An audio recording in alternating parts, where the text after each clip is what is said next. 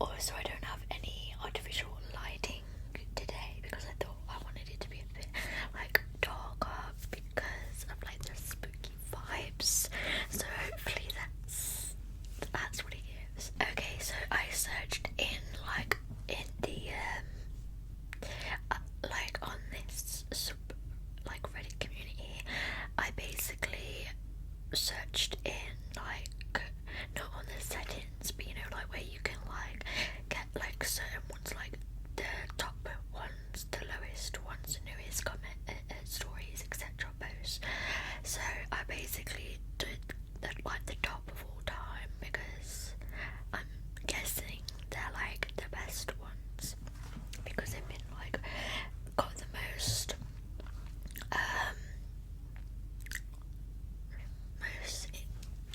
attention and attraction. I don't know how you like say it, but yeah.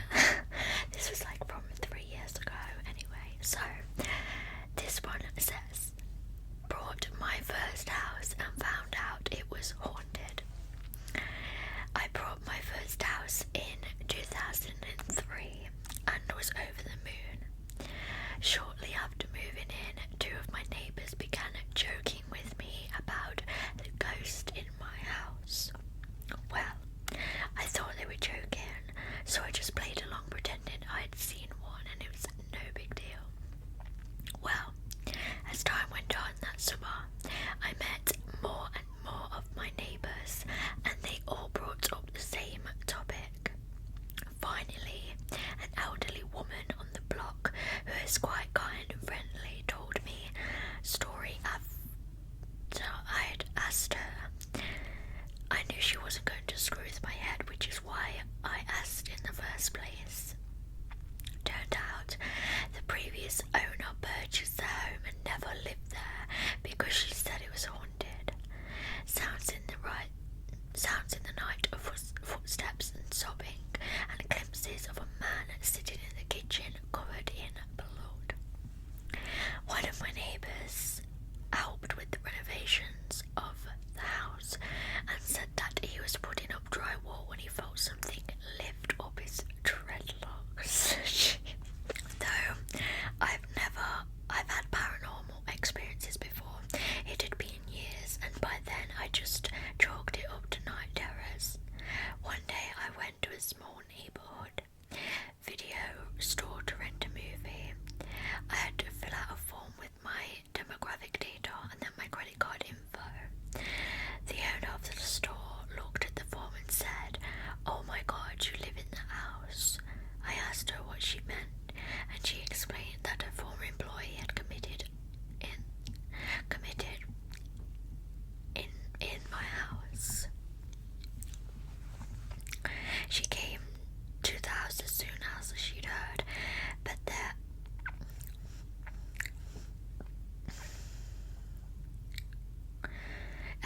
house had been taped off by police as a potential crime scene. She told me that he had just moved into the house and his partner and called his mum because he wanted to invite her over to meet his partner and come out to her. This was in the early 90s when being gay was a big deal. His mother already knew he was gay because he bought a house with a man and disowned him right over the phone. That same week he received a letter from an HIV testing centre stating he'd tested positive for HIV. This is when HIV was a death sentence. He then sat at the kitchen table, ate a bowl of cereal and shot himself in the head with a revolver. Since then she has had multiple paranormal experiences in the store with videos flying off shelves and even levitating off shelves. The most I have experienced is sounds at night, sounds of Cheerios being poured into a bowl. In brackets, I don't eat cereal. And sounds of sobbing in the kitchen. I often awake to both. I remember my grandmother saying when the dead come to you, they want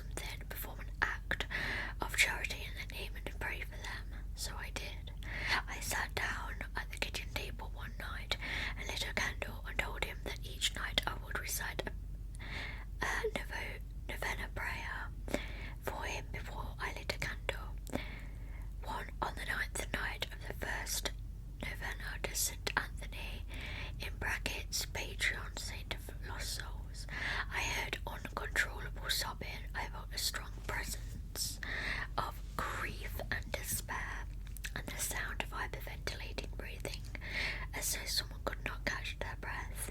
I sat in the presence of this, knowing it was not malignant, but rather a connection of intimacy and compassion of which he was in need. For 45 days I said a novena prayer before I lit a candle for his soul, and at a mass said in his name. A few times I had awakened to feel his presence standing over my bed, but knew it was not a malignant presence. This still happens from time to time, but less and less frequently. Wow, that is creepy, but it sounds like this spirit basically is trapped there. It sounds like he's trapped anywhere, I don't know, but it sounds like something has happened in his life, and that's why he was like crying, and it just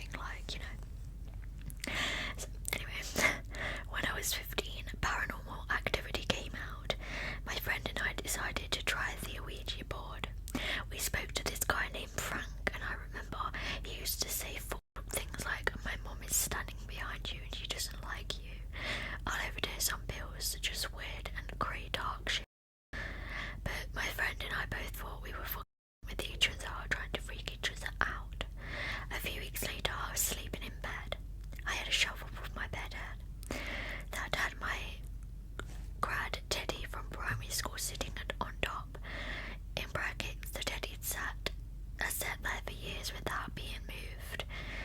And there was a dresser with a mirror at the end of my bed. I woke up to the teddy falling on top of my head, and when I would wake up looking directly into my mirror. There is a girl brushing her hair in front of my dresser. What the f***? I would be out there. God.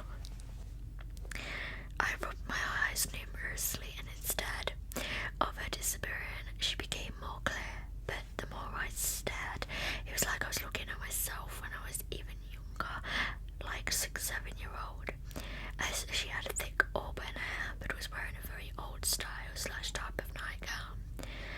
Soon realised it wasn't. I hid under the covers, and after checking numerous times to see if she was gone, she finally disappeared. Fully freaked me the f*** out. Anyway, we stopped doing the board and did other normal things teenagers do. I never told anyone about what I saw, bar a few friends.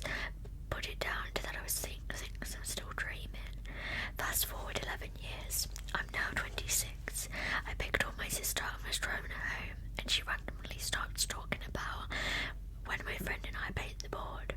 And she's like, Josie, which is my other sister, and I swear you brought something into the house. I shrug and I'm like, why do you think that? And she's like, we used to wake up seeing a girl brushing her hair in front of us. What the hell? I slammed the brakes and was like, what the fuck? And she's like, yeah, she didn't say or do anything, just brushed her hair.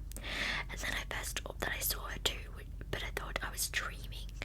Anyway, we both haven't seen her for many years, which I consider lucky because I don't want anything in the house. But I must admit, it still does freak me out, and I really don't want to see her again. Moral, don't f*** the board, it's legit, and it's f***. And if my sisters and I all saw the same ghost, you may invite something in you you never want in your house. Edit, punctuation, still not great. I suck at writing, but hopefully it's readable. Oh, girl, honestly, that would freak me out. Like, I would just get rid of I would literally get rid of the mirror and the teddy bear. Like, I don't care. Like, I know it's my stuff, but I would literally be like, bye. Okay, the next one is, this made me stop working the night shift.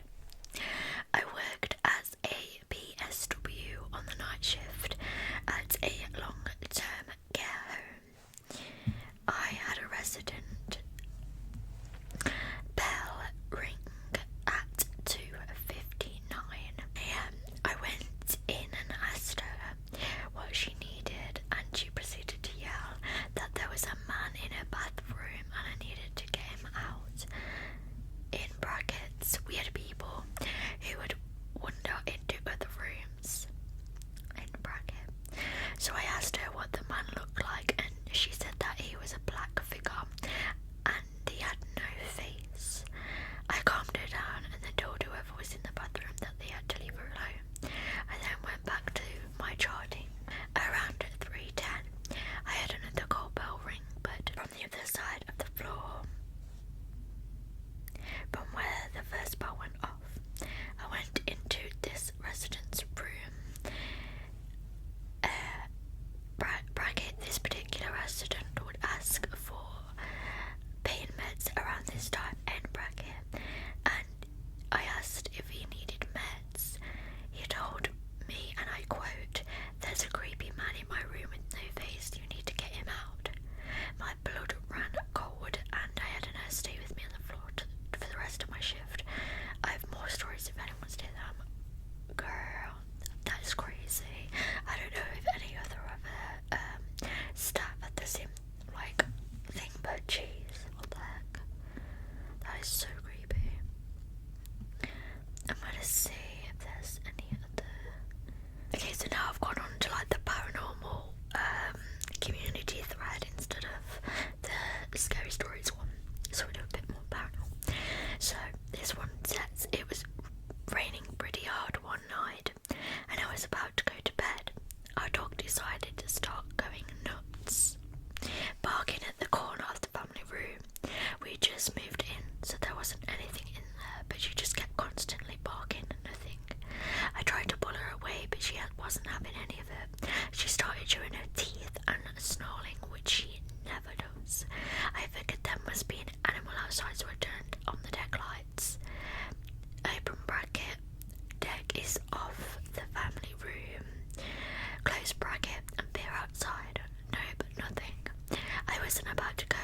outside because of the rain, and I didn't see anything anyway. So I dragged the dog to the bedroom, but she just won't shut up.